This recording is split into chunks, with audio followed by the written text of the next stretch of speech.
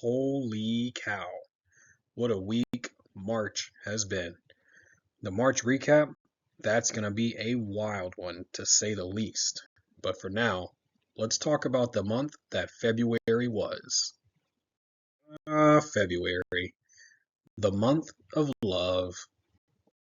February, the month we reflect on our leaders of the past.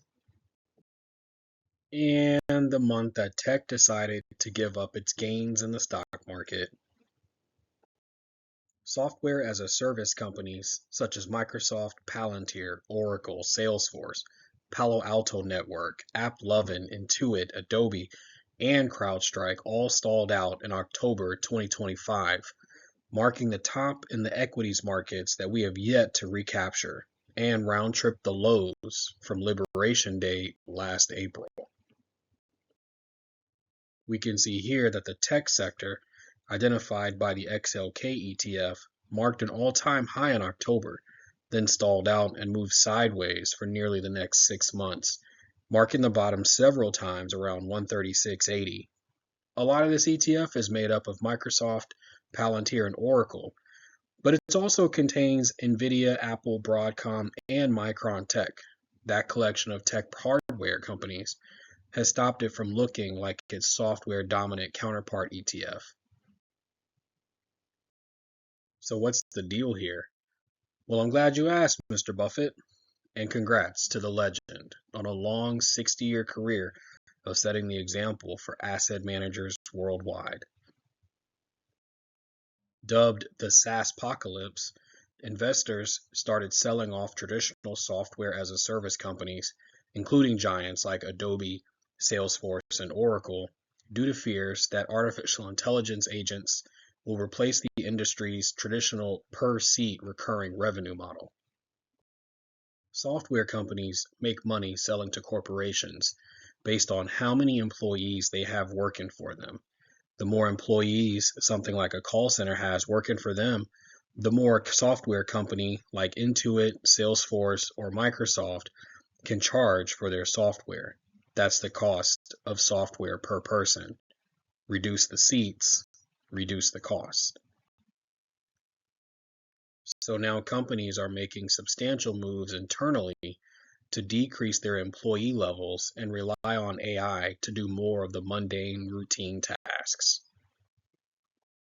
One of my good friends, Jack Dorsey, albeit probably unintentionally, made himself and his company Block the face of this movement when he announced he would be laying off 4,000 people. Dorsey attempted to soften the blow on Twitter, a company he owned before selling it to Elon, who then changed the name to X, by saying he felt it was better to make the move all at once as opposed to laying off people in bunches over time. The employment rate is now back to its pre-COVID levels, and some will argue that with the number of Square sellers being practically flat and the number of Cash App users starting to stall out, it makes sense to decrease the employee headcount at Block, the company that owns both of those companies. But Jack Dorsey himself made no bones about the idea that the usage of AI was what made him feel most comfortable reducing his employee count. So where's the money going now? Commodities. Commodities such as oil and gold, grain and rice have been all the talk lately.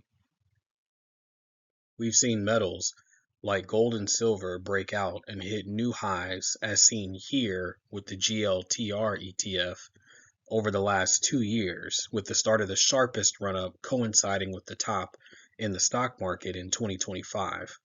Meanwhile, the dollar has steadily dipped lower from its post-election bump that we saw in Q4 2024. Consumer staples have also been running up the score and putting points on the board, with Walmart and Costco breaking out and hitting new all-time highs. They have begun to pull back in March after, well, we'll talk about that in a couple weeks. So are those the moves to make? Do we buy metals and staples? Are we all now oil barons? Not yet.